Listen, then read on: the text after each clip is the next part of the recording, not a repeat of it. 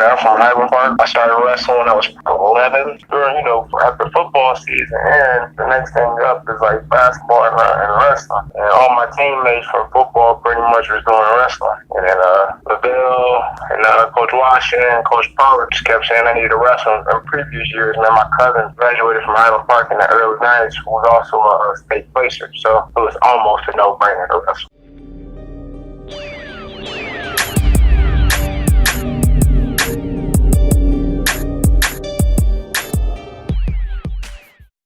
I won 2 state titles. Made the finals 3 times. Won senior national final in high school. Also multiple time Fargo All American.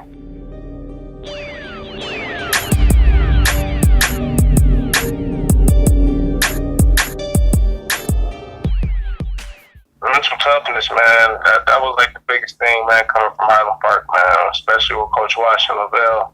LaVille used to choke me out every day in practice, man, when I first started wrestling, but I beat everybody else in the room. But LaVille was just, he was evil when we was growing up.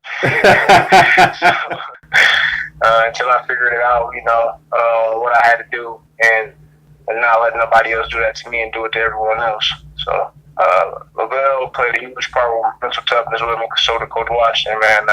Not backing down, make sure when you pick somebody up, you take their nose to their ear.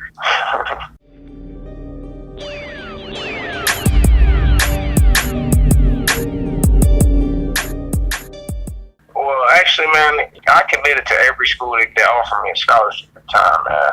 And what so happened was I took a recruit trip up to Buffalo at the time, and Buffalo had put on the mat.com, the national wrestling site, that I had signed with them, which was not true. Me, Coach Washington, my grandma, and Jamar drove up to Buffalo for that recruit trip. And then I didn't even know Central Michigan was D1.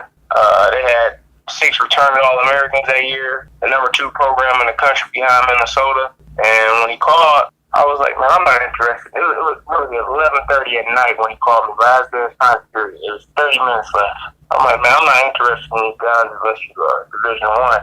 And he pretty much laughed at me and was like, what are you talking about? And you don't even know we're Division I. And I'm like, oh, my bad.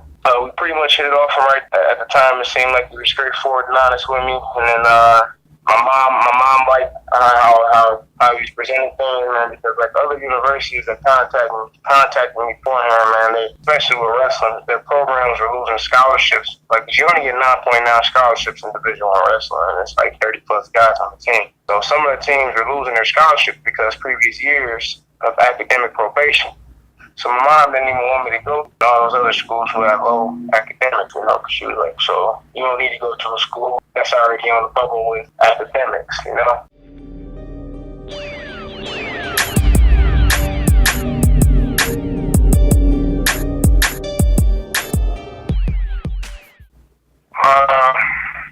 Mark DeSalvo, why I had him.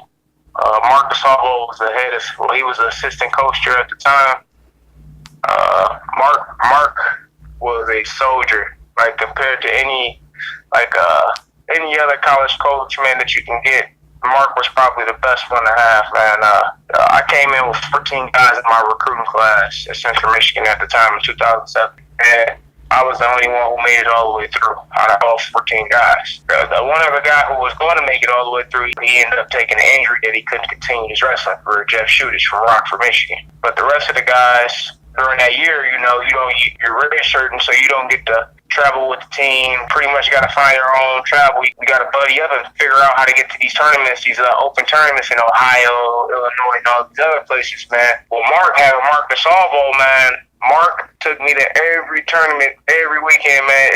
I can remember times when it was just me and him on the road going to Ohio, Virginia, Pennsylvania, just me and Mark, just getting wrestling matches in every weekend. Man, Mark played a huge part, man, especially that first year, my first year All American, man. I was ranked number 1 in the country, should have been national champion, but injuries play a part. You're not always 100% once you get to the NCAAs.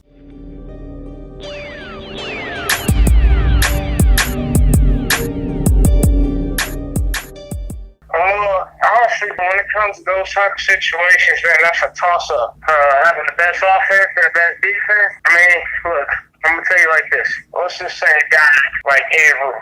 Ed Roof was a perfect example of this.